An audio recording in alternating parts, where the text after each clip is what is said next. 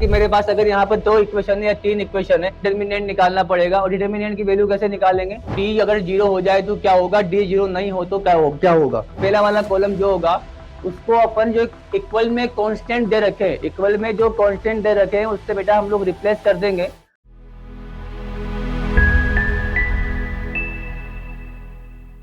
तो non homogeneous equation को solve करने के लिए मेरे पास एक मेथड होता है जिसको हम लोग बोलते हैं क्रेमर रूल। क्या बोलते हैं बेटा? उसको हम लोग क्रेमर रूल के नाम से जानते हैं। किसके नाम से जानते हैं? Cramer rule.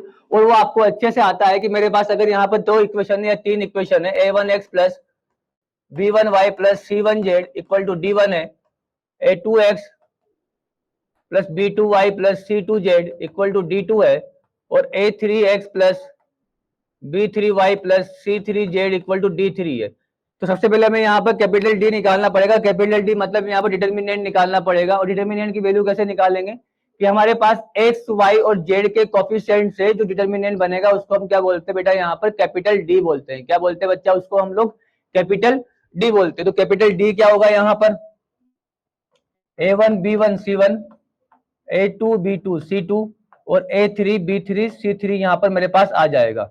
अब बात करें यहाँ पर D1 की, तो D1 क्या होगा यहाँ पर? अगर आपको यहाँ पर D1 निकालना है तो पहला वाला कॉलम जो होगा उसको अपन जो इक्वल में कांस्टेंट दे रखे हैं, इक्वल में जो कांस्टेंट दे रखे हैं उससे बेटा हम लोग रिप्लेस कर देंगे।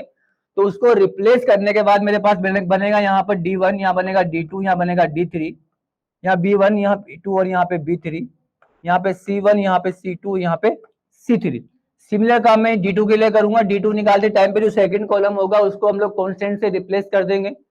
तो जब मैं यहाँ पर सेकंड में D2 निकालते टाइम पे यहाँ पर तो A1 रहेगा, यहाँ पे A2 रहेगा, यहाँ पे A3 रहेगा। यहाँ पे हो जाएगा अपने पास D1, यहाँ पे D2, यहाँ पे D3, और यहाँ पे अपने पास C1, C2 और C3 हो जाएगा। और लास्ट में D3 निकालेंगे बेटा यहाँ पर हम लोग। तो लास्ट वाले कॉलम को रिप्लेस कर देंगे किससे? D1, D2, D3 से। तो यहाँ पर आ जाएगा A1, यहाँ पे A2, यहाँ पे A3, यहाँ पे B1, यहाँ पे B2, यहाँ पे B3, यहाँ पे D1, यहाँ पे D2 और यहाँ पे D3। तो सर अब हम लोग यहाँ पर अगर एक्स वाई जेड की वैल्यू निकालना चाहें तो एक्स वाई जेड की वैल्यू क्या होगी सर? यहाँ पर हमारे पास हो जाएगा x equal to D1 by D, y equal to D2 by D और z equal to D3 by D. ये चीजें मेरे पास होगी। बोलो यहाँ तक क्लियर है बच्चा? अगर यहाँ तक क्लियर है बच्चा तो यहाँ पर देखो अपने पास कंडीशन बनेगी कि डी अगर 0 हो जाए तो क्या होगा, डी 0 नहीं हो तो क्या होगा। कि अपने पास जो चीजें आती है वो यहाँ पर इनफाइनाइट नंबर ऑफ सॉल्यूशन से आती है, कंसिस्टेंसी से आती है, नॉन कंसिस्टेंसी से आती है और नो सॉल्यूशन से आती है। तो उसके लिए यहाँ पर कंडीशन कुछ लिखाई है मैंने। यहाँ पर देखो, यहाँ पर अगर डी इक्वल टू 0 ना हो, अगर डी इक्वल टू 0 ना हो तो मेरे को क्या मिलेगा बेटा? यहाँ पर मुझे मिलेगा यूनिक सॉल्यूशन। क्या मिलेगा बेटा? यहाँ पर गिवन सिस्टम ऑफ इक्वेशन क्या होगा? कंसिस्टेंट हो जाएगा और have a unique non trivial solution. क्या होगा बेटा? यहाँ पर have a unique non trivial solution. ठीक है।